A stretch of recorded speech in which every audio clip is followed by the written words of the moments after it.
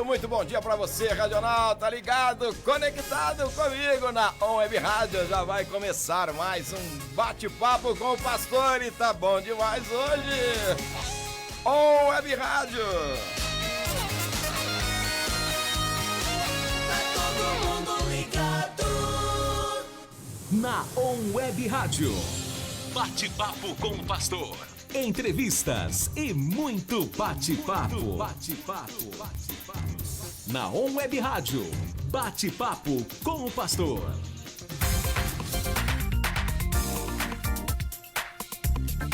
Onze horas, 7 minutos e você ligado com a gente na Web Rádio, começando mais um bate-papo com o pastor hoje, muito especial, hein? Com ele, pastor John, o pastor internacional. Ei, pastor Laércio, hein? Você tá demais, hein, pastor Laércio? Tá trazendo pastores internacionais pra Web Rádio, hein? Que é isso? Bom dia Samuel, bom dia John. Bom dia. Bom dia, caros ouvintes. Bênção, vamos ter uma manhã maravilhosa aqui. Com certeza. Eu introduzi o John Pu, amigo de longa data, pastor da Igreja Batista Livre, filho de missionários.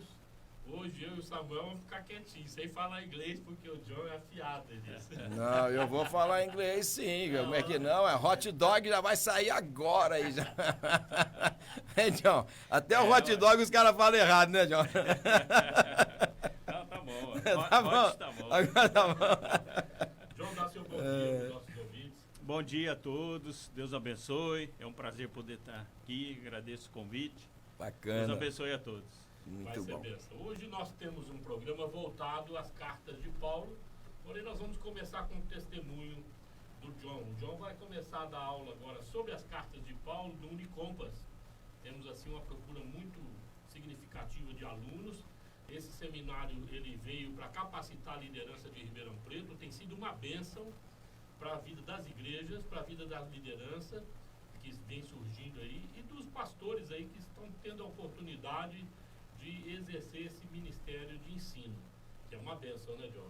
Sim, com certeza.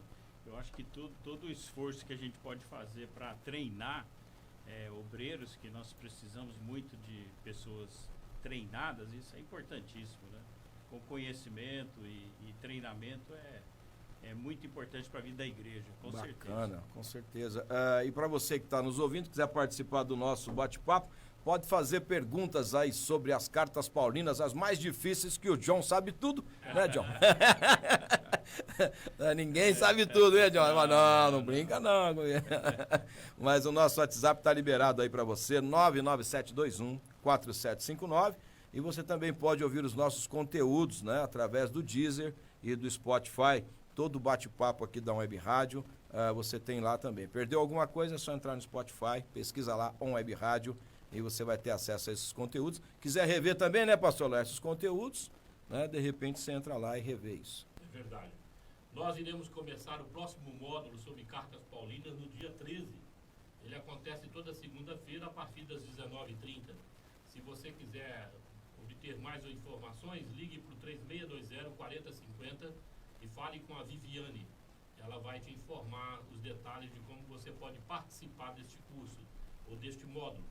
Vai ser uma bênção conhecer um pouco mais sobre as cartas e também do apóstolo Paulo. Vamos começar então. Gostaria, John, que você falasse um pouco de você, né? Como é o seu ministério, como surgiu, como é que você vê essa questão de ser filho de missionários, porque me parece ter uma similaridade com Paulo, né? Deus te forjou. Esse negócio de falar o inglês fluente ajuda demais também, né? Vamos lá. Eu na verdade, eu somos em 2 irmãos, né? Eu tenho um irmão mais velho, ambos nascemos aqui no Brasil, porque meus pais vieram para cá em dezembro de 1960. E, na verdade, eles se casaram no dia 4 de setembro do mesmo ano e vieram para o Brasil em dezembro, 3 meses depois. E a missão nessa época, quando vinha a primeira vez, tinha que ficar 5 anos direto aqui. Depois voltava para os Estados Unidos para 1 ano, porque o custo das viagens não são... Se você acha que é caro hoje, você Imagina. não sabe o que era naquela época, né? Uma viagem internacional. E então eles vieram e nesses 5 anos aí nasceu meu irmão. Eu nasci em outubro e em dezembro fui para os Estados Unidos a primeira vez. porque venceu os 5 anos para eles irem. E nós ficamos nessa vida, só que aí passou a ser 4 anos aqui e 1 ano lá. Então, até eu terminar o ensino médio, nós ficamos nessa de cada 4 anos aqui e 1 ano lá. Nesse processo, meu pai, ele era um missionário, na verdade, fundador de igrejas, né? Ele começava, implantador de igrejas, que é o termo certo. Seria, né? Hoje, né? Implantador de igrejas, e então ele abriu 3 igrejas aqui na cidade, mas ele também sentiu muito no coração trabalhar com seminário. Então nós tivemos um seminário, como se fosse um bacharel completo de 4 anos por praticamente 42 anos. O seminário funcionou, né? Inclusive essa matéria da Cartas de Paulo, você falou que ninguém sabe tudo, mas uma que sabia mais que eu era minha mãe, porque ela que dava aula. Ela que dava essa aula lá, né? E então e nesse processo de vida de missionário, a gente acaba tendo 2 culturas, 2 línguas. Nós temos, não é muito comum como o que eu fiz, né, de voltar ou permanecer no país e ainda acabar casando, né, com alguém que é do país, né? Eu casei com uma brasileira, né? Meu irmão foi estudar, eu também eles me mandaram para lá para estudar, acabei indo para o seminário, mas eu acabei voltando, acabei casando com a Renata, que a gente já se conhecia desde criança, né? E aí formei a família aqui. Olha, que benção. No começo, na verdade, eu fugia do ministério pastoral, né? Não queria muito saber, porque eu costumo brincar que eu sabia onde eu ia amarrar minha mula, né? Eu não queria isso de jeito nenhum. Mas, então eu trabalhei 3 anos, um pouco mais de 3 anos numa empresa, numa das fábricas de equipamento odontológico aqui da cidade. Trabalhei na área de exportação, importação, por causa do inglês também, né? Marketing. E depois eu tive uma empresa minha, pessoal, de importação e exportação, que Deus não deixou. A gente tinha tudo para estourar, para dar certo, mas Deus não deixou. Ele tinha que me colocar no lugar que eu aceitasse vir para a igreja ser pastor, né? E nesse processo, o pastor anterior deu problemas na igreja. A igreja, na época, estava com umas 140 pessoas, e nessa época, uma igreja de 140 era até uma igreja razoavelmente grande, né? Sim. E o domingo que eu voltei, porque eu tinha ido cobrir na igreja do meu pai, ainda não era ordenado, eu que pregava lá. Aí quando eu voltei para a primeira igreja, tinha 22 pessoas, então tiveram problemas lá, racha, problema com o pastor, ele saiu, e eu acabei assumindo. Eu assumi em 17 de novembro de 1990. E estou lá agora, estou lá até hoje como pastor, né? E nesse processo quem conhece a igreja, aquele templo que está na frente, na verdade era um buraco quando eu assumi, né? Então tem toda uma história aí que, se a gente for contar a história inteira, demora muito, né? Mas é uma história de vida, né? Sim.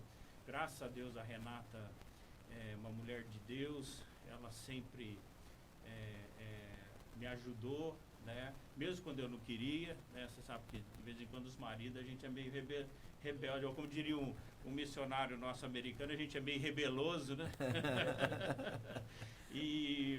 Mas assim, é uma história de sempre tive envolvido, né, com a igreja. Desde pequeno, minha mãe me levava numa cesta, na verdade, não existiam os Moisés que eles vendem hoje.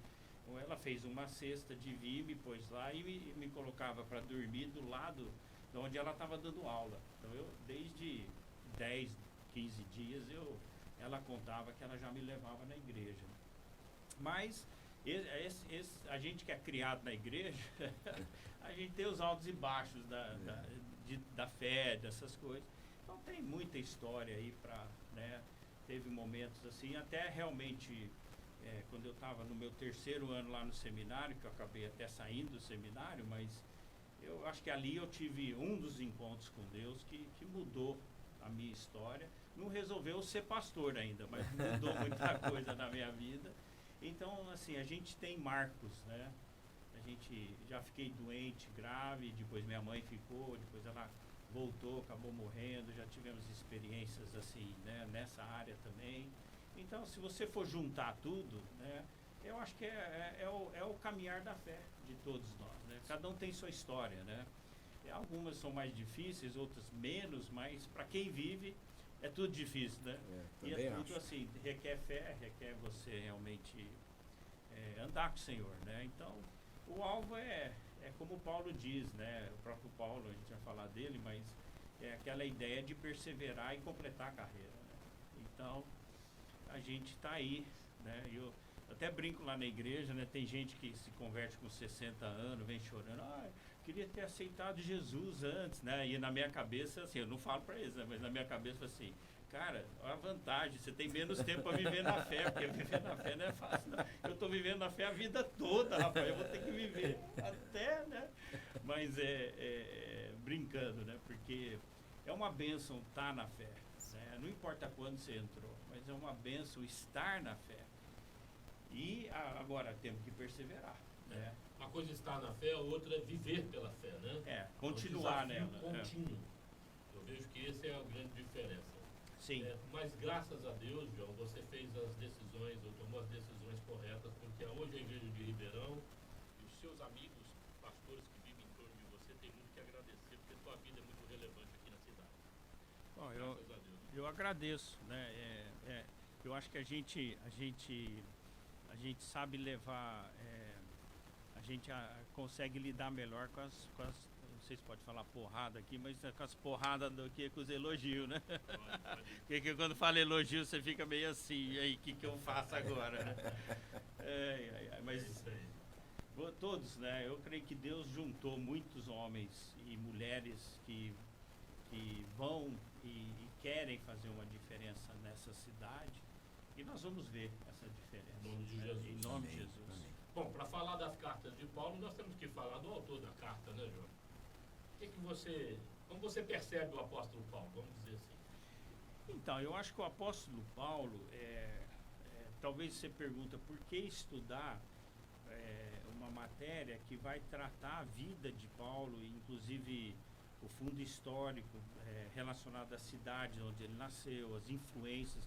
Talvez você não saiba, mas o Paulo, ele é um judeu que nasceu fora de Jerusalém e depois foi enviado para Jerusalém para estudar debaixo de um dos maiores mestres da lei de todas as épocas, que é o tal do Gamaliel.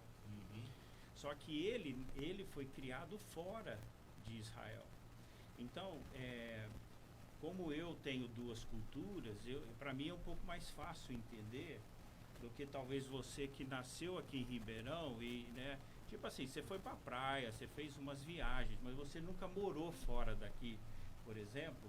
Então, você tem uma mentalidade. Agora, quando você mora fora, né, eu morei, por exemplo, total de 12, acho que quase 13 anos da minha vida, eu morei nos Estados Unidos, mas em 2 estados diferentes.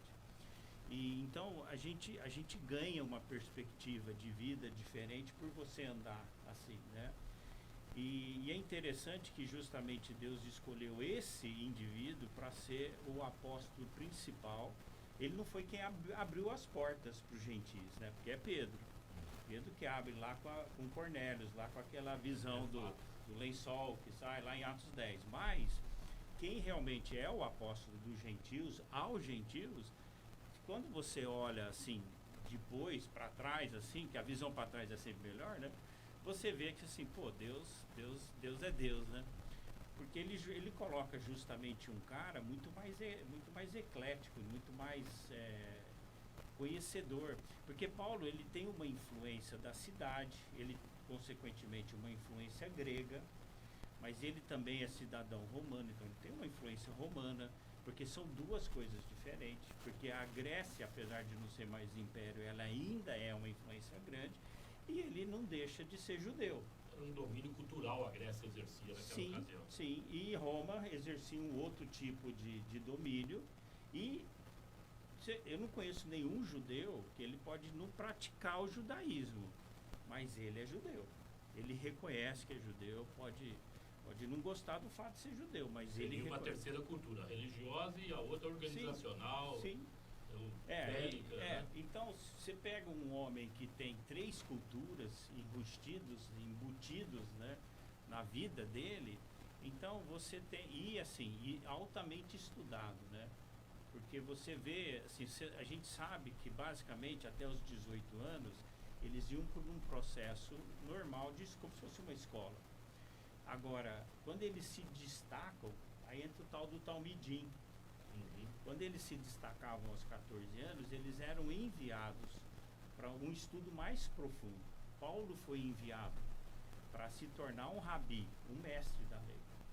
E ainda ele fariseu. Então tudo isso parece assim, quando você lê, parece que significa muita coisa. Mas cada uma dessas palavras que eu citei, elas têm um significado profundo. Complexo, né? Complexo.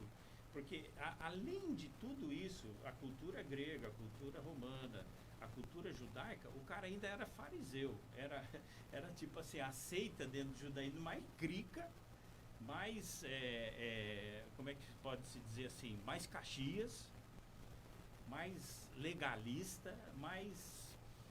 né? Fundamentalista possível. É um fundamentalismo que a gente vê tanto do lado dos árabes, como a gente vê também na supremacia XYZ aí, né? Branca, o que seja. Então, O judaísmo era assim também. entendeu? E o judaísmo tem essa ala. Principalmente na pessoa dos fariseus. É como se Deus pegasse um cara do Antifa hoje, né? Espero que não caia aí só por citar essa palavra, né? Mas ou ele é de um desses tipos de coisa e Deus converte o cara e leva ele para ser pastor e missionário e pregador. Só para contextualizar. Sim. Paulo era um cara radical. Paulo era radical. Paulo é um choque de gestão na fé, no cristianismo. Tanto que quando ele se a cabeça dos demais apóstolos. Justo. Porque tanto quando ele se converte, ele está indo para onde? Ele está indo para Damasco, que não é parte de Israel, mas ele está indo para Damasco com cartas do Sinédrio, e tudo crê que Paulo, se ele tivesse seguido dentro do farisaísmo, provavelmente ele ia se tornar membro do Sinédrio. Talvez até, possivelmente, ele ia calcar grandes posições. Porque o cara era Muito capacitado, muito né? capacitado, né? Então, diferente de Pedro, né? Pedro já não tinha estudo tão profundo. Ele tinha um estudo básico, como qualquer judeu tem na lei. Agora, Paulo era um doutor na lei. Mas Paulo, você vê pela menção que ele faz de certas coisas, por exemplo, dos jogos gregos, então você sabe que ele não só gostava, né? Vamos dizer, de esportes, mas você sabe que o cara, ele tem um entendimento muito maior, né? Tanto que Pedro vai falar lá nas cartas dele. Difícil de entender esse cara. Tem divisa. Eu sei que vocês concordaram comigo, né? Que, pô, de vez em quando ler Paulo né? Um negócio difícil, né? Especialmente livro de Romanos, né? Então, você vê, assim, que Deus usa todo mundo. Então, também eu acho que uma lição para Paulo não é a gente só bater na tecla que Paulo era o cara, Paulo é isso, Paulo mas é a gente entender que Deus pega uns caras desses, mas depois vamos lá olhar Pedro, vamos olhar outros dos apóstolos, que de repente eles não tinham o mesmo gabarito que Paulo, o mesmo currículo. Mas Deus não é que Deus não está nem aí com o currículo. Ele quer transformar seu currículo para o reino. Eu acho que isso é uma coisa, um desafio para nós hoje, é deixarmos o nosso currículo, e o nosso currículo não envolve só experiência e estudo, que você normalmente põe num currículo vitae, né, que eles falam lá, o currículo para você entregar numa firma. Eu acho que o teu currículo é tudo que envolveu desde que você nasceu, né? Então, eu sei que a minha influência, voltando um pouco para o lado pessoal, mas muito me influenciou ter sido criado em Ribeirão Preto, comparado com algumas das cidades que os outros filhos de missionário foram criados. Cidades menores, cidades que não tinham muito do que Ribeirão oferece. Faz diferença. Sim, sim. Né? Isso faz diferença. Então, tudo isso, eu acho que o estudo da vida de Paulo, depois você vai estudar as viagens missionárias, é o que eu falei para o pastor Laércio, né? A apostila que a gente vai usar é uma que a gente usava lá, né? No seminário nosso.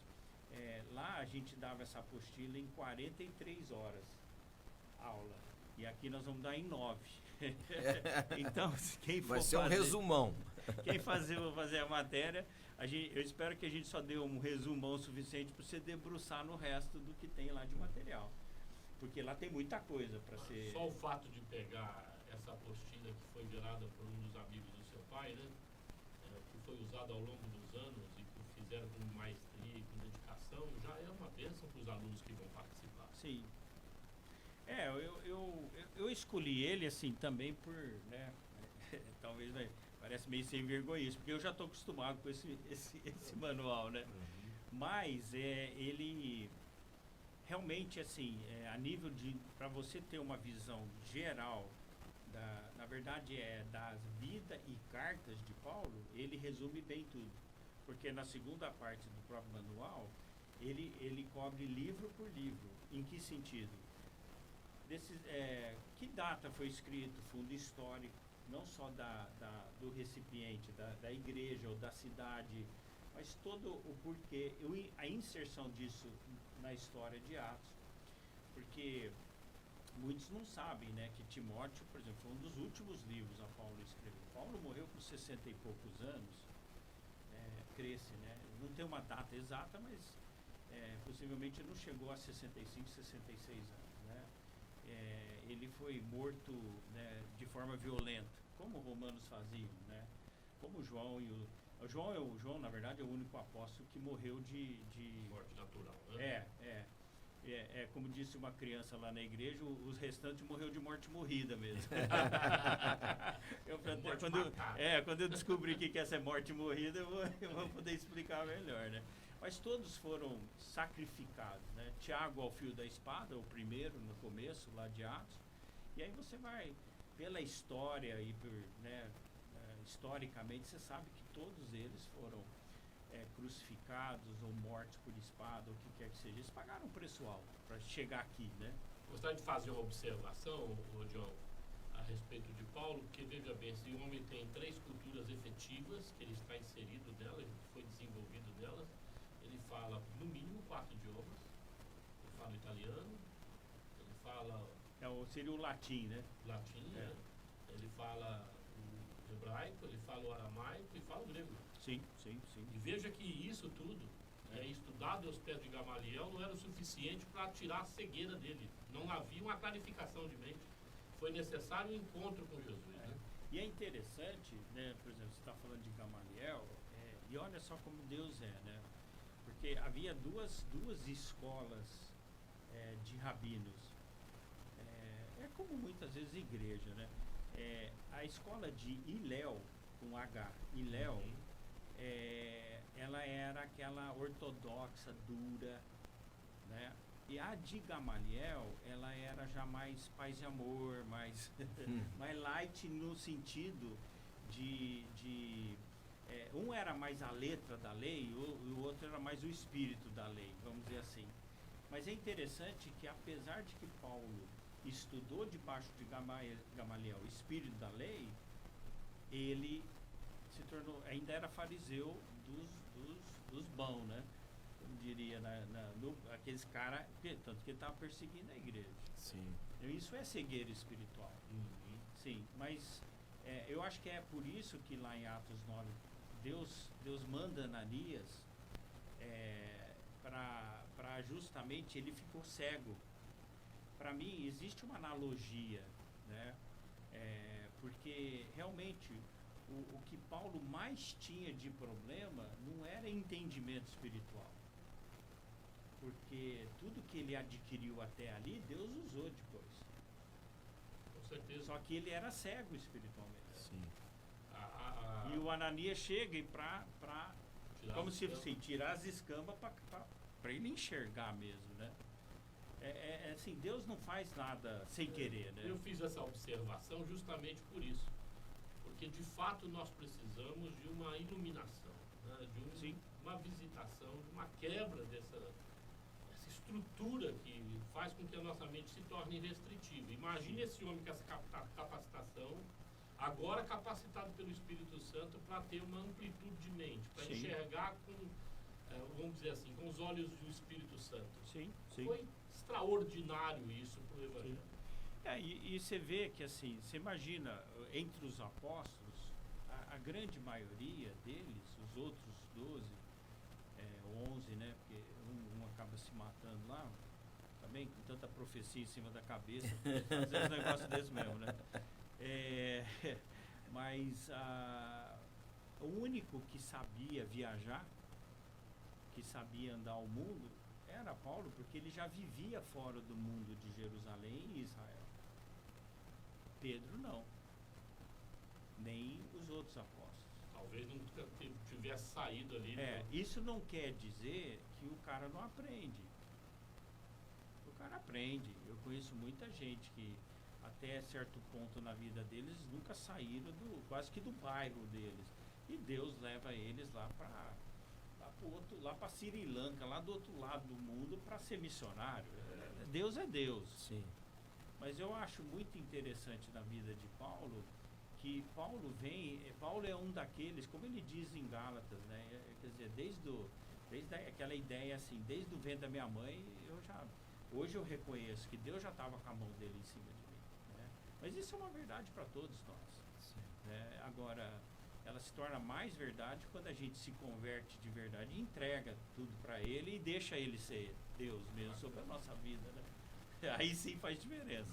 Então, se a gente pudesse tirar uma lição da vida de Paulo, nós poderíamos dizer que, olha, se capacite, mas conte com o poder de Deus para fazer com que você faça a diferença. Assim, mas eu colocaria de outra forma. Okay. Você pode se capacitar tudo que você quiser, né? Hoje tem curso para ser pastor. Que eu não sei de onde que os caras vêm e não sei para onde eles querem ir, né? Porque não sei nem se são crentes, mas eles estão oferecendo curso para pastor. Então, a capacitação é importante, mas o andar com Deus, a experiência com Deus, porque eu acho que assim, é uma coisa você falar como Jó, de ouvir falar, né? Jó foi mudado por toda aquela tribulação e ele não foi mudado porque depois ele recebeu tudo de volta. Ele foi mudado porque toda aquela tribulação fez, e ele resume bem, antes eu conhecia Deus de só ouvir falar. Pois se ele só conhecia de ouvir falar, teve aquela fé que ele teve, as crises também, mas tudo isso ajudou ele a superar tudo aquilo. Mas quando ele sai daquela experiência, ele diz, agora eu vejo Deus. Eu creio que hoje há uma necessidade muito grande de pessoas treinadas, sim, mas pessoas que veem Deus. Aí se você fala, qual que você prefere? Não, eu prefiro que veja Deus, então. Se tivesse que escolher entre um ou outro. Que não seria sábio também. Não, mas... o ideal é que sim. você se prepare Sim, e veja sim. Deus. E o preparo, eu acho também, por exemplo, o que nós estamos fazendo aqui, essas aulas e tudo, isso é um preparo básico. Na verdade, mesmo um bacharel em teologia de 4 anos, tecnicamente ainda é um preparo básico, porque... Estudar a vida toda, né? Você vai ter que arregaçar as mangas, realmente, estudar a vida toda, né? Você vai ter que debruçar em cima. E se você conhece grego ou não conhece, tanto faz. É bom se você conhecesse. É bom se você sabe certo, né? Você estuda, mas eu acho que a gente tem que achar um equilíbrio entre realmente, como disse Jó, entre só conhecer Deus de ouvir falar e conheço Deus porque eu vejo. Né? Entendeu? Porque, por exemplo, muitos seminários, currículos deles, eles não te preparam para a vida espiritual. Então o currículo deles é puramente acadêmico. É um pouco do que a gente tem aqui. É um academicismo, né? Não está errado. Mas aonde você vai aprender, por exemplo, as disciplinas espirituais? Só vou começar por jejum, oração e leitura bíblica. Você vai aprender na prática. Você pode até fazer um curso, né, para ter um conhecimento um pouquinho mais profundo, mas você tem que praticar, né? Só para encerrar esse primeiro momento, Samuel, Sim. o Unicompass ele privilegia os pastores mais experientes ministrando aula justamente por isso, para passar a vida, para passar a experiência, para ensinar os mais jovens a terem um relacionamento pessoal com Deus. Vamos para o primeiro intervalo, Samuel? Bênção. Nós vamos para o nosso primeiro intervalo, mas a gente já volta, é rapidinho, você continua conectado aqui com a gente na On Web Rádio. Na On Web Rádio. Bate-papo com o pastor. Entrevistas e muito bate-papo. Bate-papo. Estamos de volta. 11h39, para dar continuidade a esse papo gostoso com o pastor John, pastor Laércio, falando sobre as cartas paulinas, é a nova matéria aí do seminário Unicompass. Pastor Laércio, fica à vontade. Que bate-papo edificante. Tem sido muito bom falar sobre Paulo, mas eu gostaria, John, de falar um pouco sobre as cartas. Qual a sua percepção das cartas? O que você gostaria de estar falando a respeito dessas cartas agora para os nossos ouvintes? Tá, na verdade isso é uma pergunta assim que ela é muito abrangente, né, naquilo que eu acho que justamente elas são chamadas de epístolas, que seria na verdade uma carta, né? Tanto que Paulo chega não me recordo qual a referência nesse momento, mas a gente sabe que Paulo muitas vezes ele ditava as cartas dele e alguém copiava e escrevia. O amanuense estava lá escrevendo. O emanuense é chamado, né? Esse é o nome correto. Então a gente sabe que de tudo isso, mas, por exemplo, acho que é em Gálatas que ele chega e fala assim, mas eu agora te escrevo de próprio punho. Tá. Então era uma carta escrita, né? Infelizmente nós perdemos esse hábito de escrever cartas, né? E aí entrou os e-mails, depois entrou, agora tudo WhatsApp, né? Ou um pouco de Telegram, que seja, mas e é mensagens curtas, é tudo curto, né? E tudo bem conciso, né? Então, como a comunicação lá era bem diferente do que a comunicação de hoje, então eu vivi isso, por exemplo, quando eu estava no seminário, não tinha celular, não tinha, né, as redes sociais nos anos 80, então já tinha baixado para uma carta dos Estados Unidos para o Brasil, chegava em média de 8 a 10 dias. Então, mesmo que você pegasse a carta no dia que chegou, escrevesse e postasse no próximo dia, você está falando aí em média de 20 dias ou mais. Sim. Entre o que você escreveu e o que a pessoa respondeu. E o que você recebe de resposta já tem pelo menos 10 dias de atraso, né? Sim. Porque é o processo de... Então a gente esquece, né, muitas vezes isso, né? Então essas cartas, quando elas eram escritas, também tinha outro problema. Não tinha caneta Bic, não tinha papel como a gente tem hoje. Era papiros, né? Papiros era um processo muito mais difícil de se fazer. Também, provavelmente, vamos dizer assim, custo-benefício era complicado. Então, quando você ia escrever, você tinha que escrever pensando, né, peraí, deixa eu usar bem isso aqui. É mais ou menos que nem as máquinas fotográficas. Uhum. Lembra quando você tinha que revelar os filmes? Né? Você fazia uma viagem enorme, aí você tinha 36, 48 fotos. Né, quem tinha mais dinheiro tinha até 100 fotos, mas olha lá. Você selecionava bem para tirar a foto. O cara que tiver 100 fotos, o cara gastou uma grana grossa, né? Hoje, você faz uma viagem, né? E aí você tem lá 3.800 fotos, 4.500 fotos. Tudo bem, que 70% não presta, né? Porque tá tudo torto, sei o quê. Mas porque você vai batendo, né? Isso. Aí se você revelar é pouca coisa. Então, eu acho que o espírito das cartas, elas são, como diz Paulo, ele fala em Filipenses, né? ele fala, eu escrevo as palavras de próprio punho, Filipenses 1,19, beleza. Eu sabia que estava na Bíblia entre Gênesis e Apocalipse, mas não lembrava exatamente a referência. E então Paulo, na verdade, ele está escrevendo cartas pessoais para igrejas que ele considera o pai espiritual dessas igrejas. Tanto que ele fala em Corinto que ele sente dores de parto, né?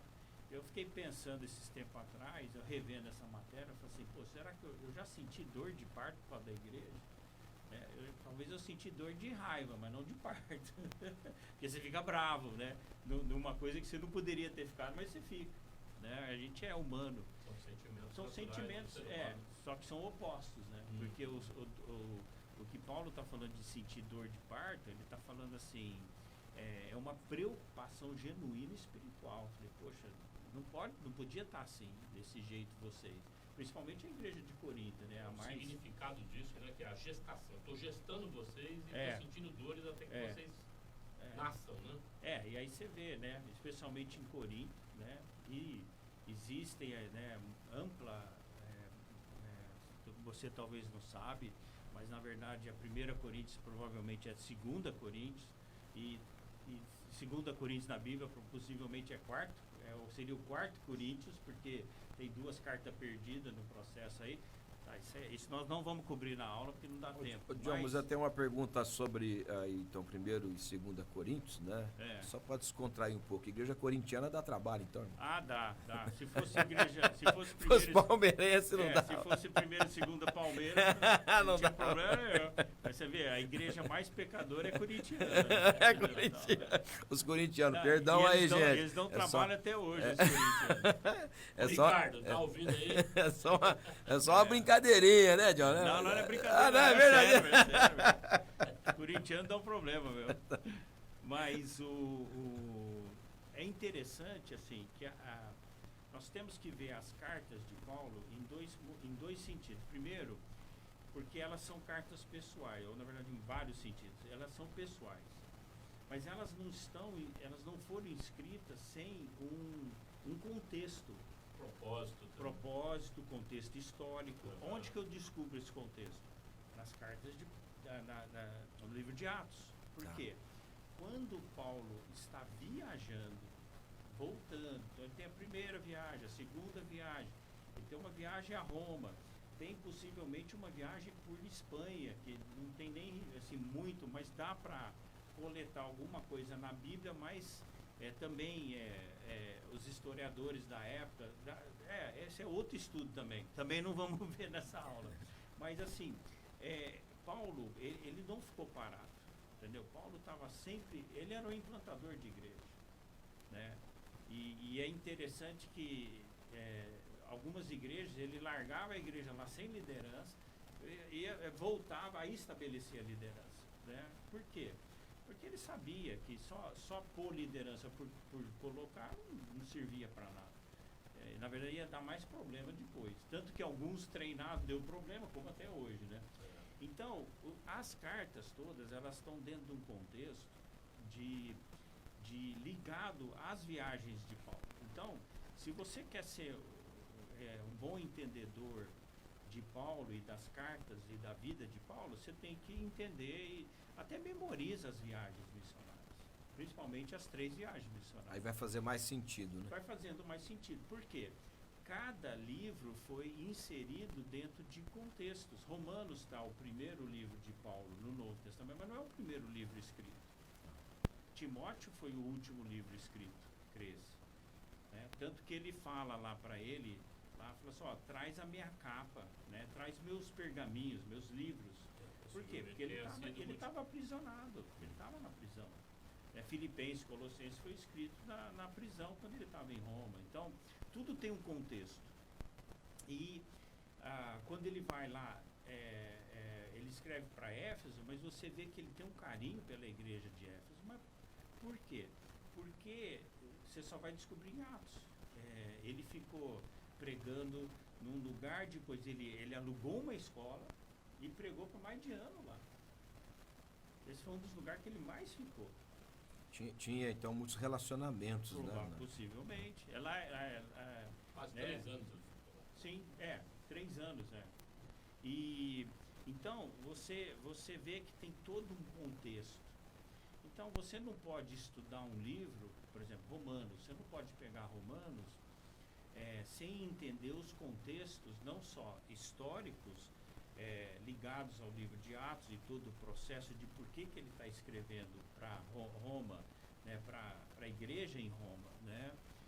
Mas por que ele escreveu para Gálatas, né? Gálatas, que igreja é Gálatas? Não, Gálatas é Galácia, né? É uma província, ele não escreveu para uma igreja só, é uma carta que percorreu a província ali. Agora, Colossos é cidade, Filipos é cidade, então é Colossenses e Filipenses por causa das cidades. Efésios é de Éfeso, né? Agora, ele tem algumas cartas, né? Tem para Timóteo e Tito, porque eram 2 colaboradores dele, assim, os mais, vamos dizer assim, os sucessores, de certa forma, do ministério. Seriam os dele. discípulos diretos do Discípulos de, inclusive ele chama Timóteo de meu filho na fé, né? Quem começou Timóteo na fé foi a mãe e a avó, né? Mas quem discipulou então quando você lê Timóteo numa ótica de que aqui está um pai na fé, já em fim de carreira, escrevendo para o seu filho na fé, a quem ele ama muito, a quem andou muito e pagou um preço caro para ministerial junto com Paulo. Devia ser difícil andar com Paulo, né? Eu não ia querer ser pastor dele, não. Ia ser complicado. E ele não tinha papo na língua, não. Tanto que ele chegou lá e metendo bronco em Pedro lá, né? Então você sabe que o bicho não era fácil, não. Mas você vê que Timóteo, então, tudo que ele está falando ali, ele está falando, alguém já pensando em fim de carreira, conversando com um que ainda está, vamos dizer assim, no início da carreira pastoral. E John, olhando, vendo o outro no fim de carreira que vai morrer por Cristo, né? Falando, eu tô nesse mesmo caminho, eu tô começando, mas o meu fim provavelmente será esse também. Então, eu vejo que Paulo, assim, estudar Paulo é importante porque, na verdade, Paulo estabeleceu mais a teologia cristã do que o próprio Jesus. É bom você falar um pouco disso nesses 5 minutos, sobre essa questão da doutrina, essa teologia mais acadêmica, mas também essas cartas que trazem essa teologia prática. Paulo tem uma característica, né, especialmente nas cartas que ele escreve para as igrejas, ele, por exemplo, Romanos, vamos ao livro de Romanos, do capítulo 1 até o capítulo 11 é teologia, como dizia um amigo meu, das bravas, né? Aquelas assim que... Você precisa debruçar mesmo para entender e estudar. Quando ele começa a falar muito de... Ou Gálatas também, né, a velha aliança, a nova aliança, começa a enrolar lá. Mas assim, Paulo tem essa característica. Por exemplo, Romanos é de 1 a 11, é pura teologia. Mas quando ele começa o verso 12, falando sobre, né, eu rogo-vos, né, que Capítulo você 12, renove a sua mente, e aí ele começa com todo um circuito de coisas práticas. Então, 12, 13, 14, 15 e próprio 16, que desemboca nas saudações finais de muitos dos livros. Então você vê um Paulo que é erudito, está preocupado com a teologia, ele que está escrevendo realmente a teologia da igreja, não foi Jesus. O Senhor Jesus estabeleceu muitos princípios, mas você vê que Paulo pega muita coisa do Velho Testamento também. Ele sistematiza, né? Por causa sim, mas na ótica de Cristo agora. Claro. Né? E até o berço, né? alguns dos embates teológicos ali em relação ao judaísmo e à igreja gentílica foi Paulo quem entrou para trazer uma doutrina saudável. Deixa eu dar uma provocada aqui no John. Então, e eu tenho uma pergunta no final, se o senhor me permitir, pastor Laércio. Só para ser rapidinho aqui, depois o Samuel te faz essa pergunta. Ô John, a gente percebe que Paulo tem uma facilidade de viver esse evangelho na prática. Você acha isso um problema na igreja moderna? Fácil. Se a igreja moderna tem dificuldade na mesma facilidade de Paulo, é isso? Não, eu vejo. especialmente porque eu vou responder da seguinte forma. Eu tive eu tenho ele é casado com a minha prima, é uma das minhas primas mais velhas, né? Então quando você vem, meu pai tinha 14 irmãos, eles eram em 15 filhos no total. Seu avô não era de brinquedo, não tinha televisão também.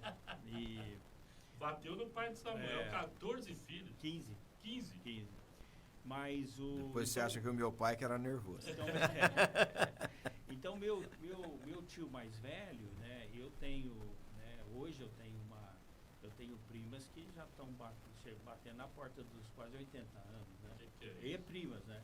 Nós somos em 39 netos, minha avó teve. Então se alguém precisar comprar primo aí, eu vendo, eu tenho 37. Tá? Se tiver com falta. Tiver com falta de primo, eu estou vendendo. Não precisa nem na OLX. E então, ele trabalhou para o FBI uma época na questão de dinheiro só, não de cheque, de dinheiro. Porque tem uma divisão só para cheque e uma divisão só para dinheiro. E ele falou que no treinamento deles, eles enfiaram eles lá no Fort Knox, que é o lugar lá onde está as impressoras que faz os dólares, né?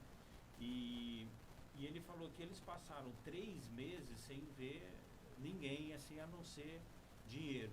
Só que nunca pegaram numa cédula falsa. Então quem fala nessas histórias é verdade. Eu sei porque eu tenho um primo, quer dizer, ele é casado com a minha prima, é meu primo, né, por consequência. E ele me falou, é isso aí mesmo. Nós nunca pegamos. Nós tínhamos que saber a textura do papel. A gente tinha que comer um pedacinho do papel, saber se tinha sabor a tinta ou não. Eles tinham tudo quanto é teste que fazia, mas era só com a nota verdadeira. Então, eu vejo assim que talvez uma das coisas que nós precisamos muito nos nossos tempos hoje não é estar tão escolado em esquerdismo ou ismos aí. Nós precisamos ser bem letrados e entender o que está acontecendo e o que está sendo pregado. Mas o que nós mais precisamos conhecer é realmente, principalmente o que Paulo nos ensinou na teologia dele, né? Porque a refutação maior vai vir mesmo através da palavra. Porque Jesus disse, né, quando ele, na oração sacerdotal, ele falou assim, guarda-os, né, mas guarda-os na verdade, né? Ele disse antes, versos antes, ou capítulos antes, conhecereis a verdade e a verdade vos libertará, capítulo 8 de João. Então essa verdade é o que nós precisamos, primeiro nós mesmos, crentes, crer. Amém. Até porque Jesus, né, disse nesse texto que você falou da oração sacerdotal, né?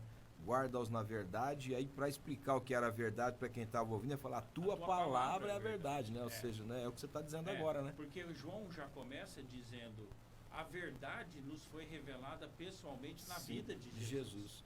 E a Bíblia agora fala de Jesus, e a teologia toda está em volta de Jesus. Sim.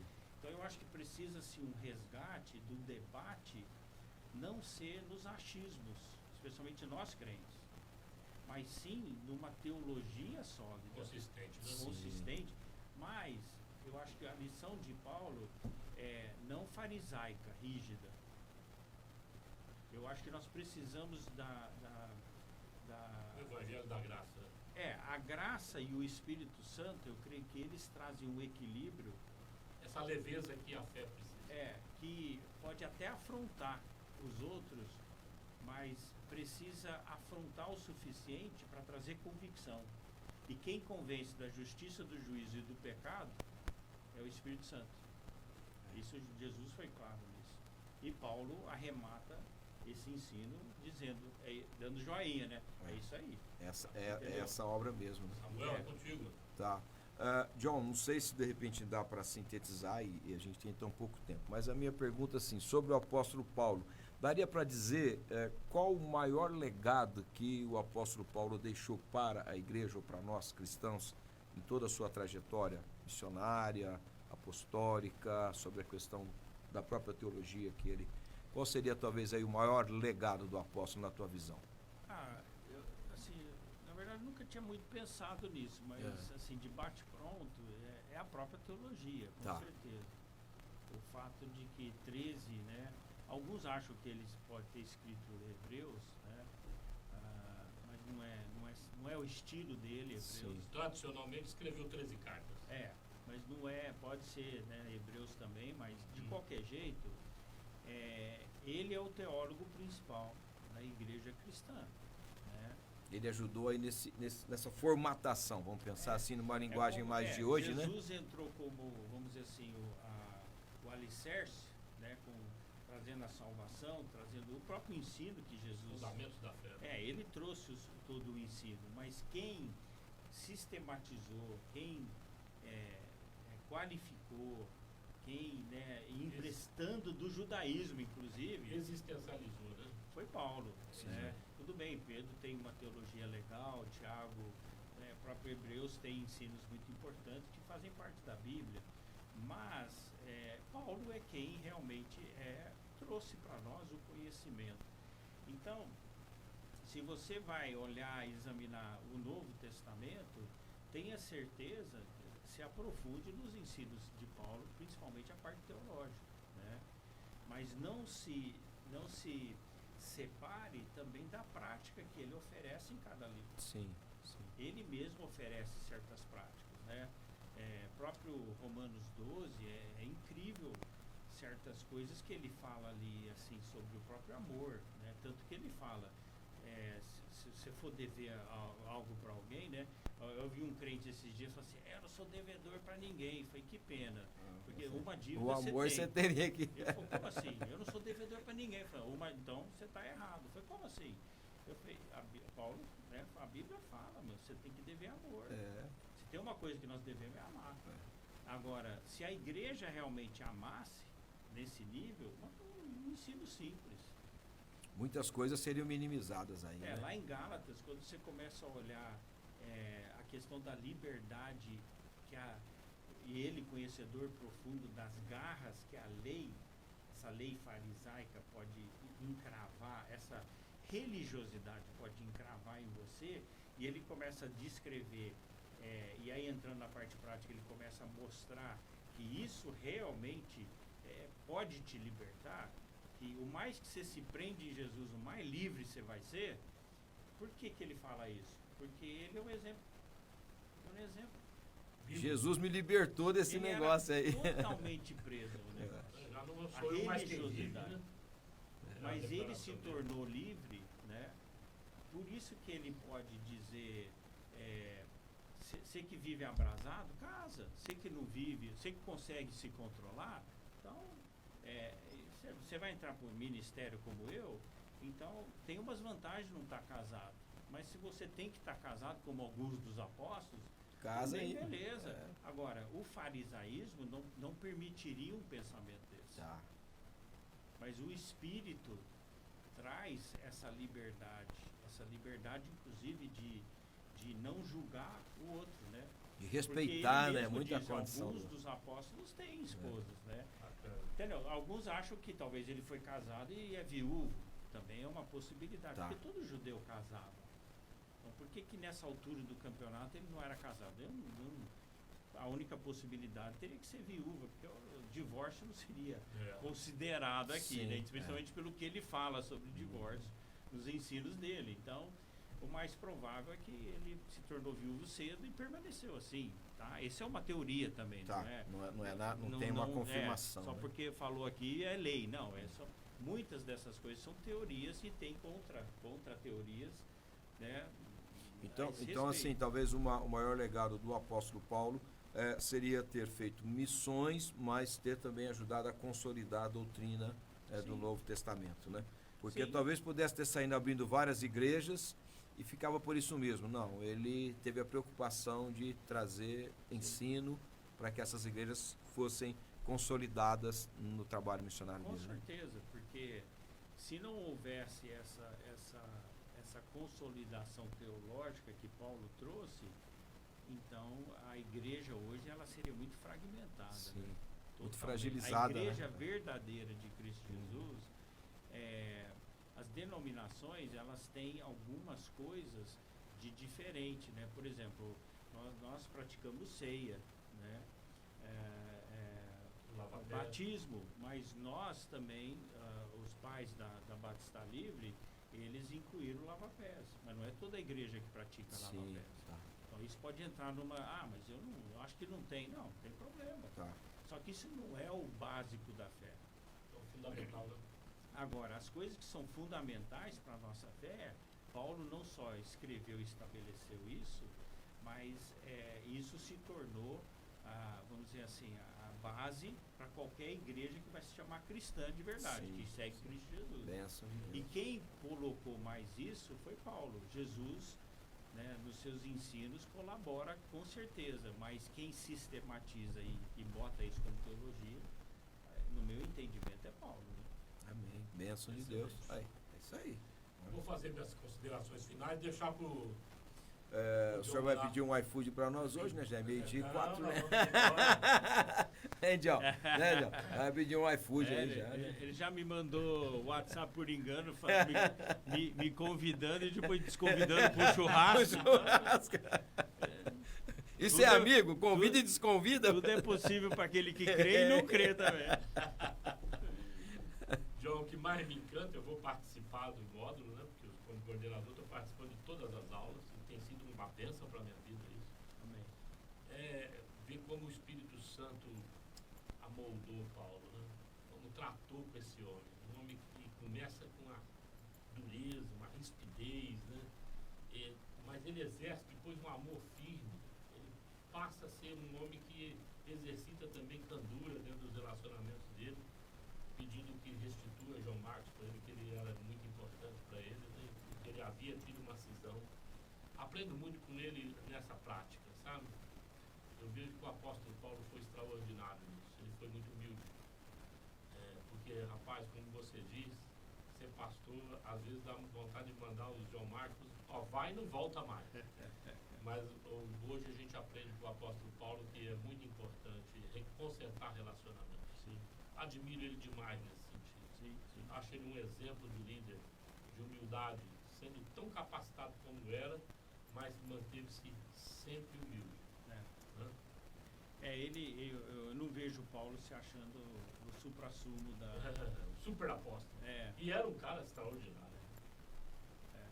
Bom, tá aí, suas considerações finais, nós vamos estar orando. Fique à vontade para falar aí com seus ouvintes, com nossos ouvintes. Né?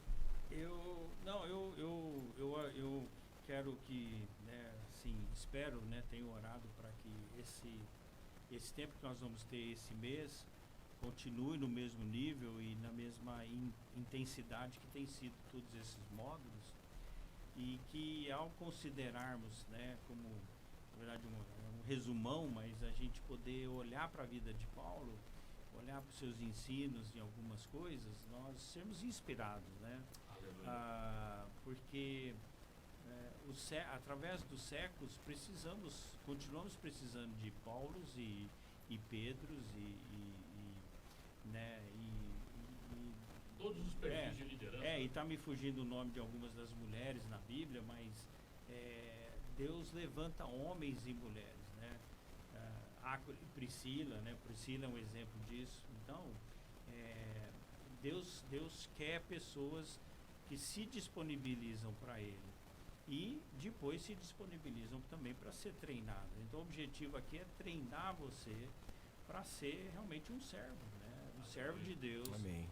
Com mais conhecimento, mais entendimento. Como Paulo disse, um servo aprovado, né? Sim. Ele disse para Timóteo. Né? Benção. Oração aí, jovem. Aqui a gente ora. Esse programa é espiritual, viu, John? Aqui é de crente o negócio aqui. Vou deixar pro John. Vamos orar. Vamos orar.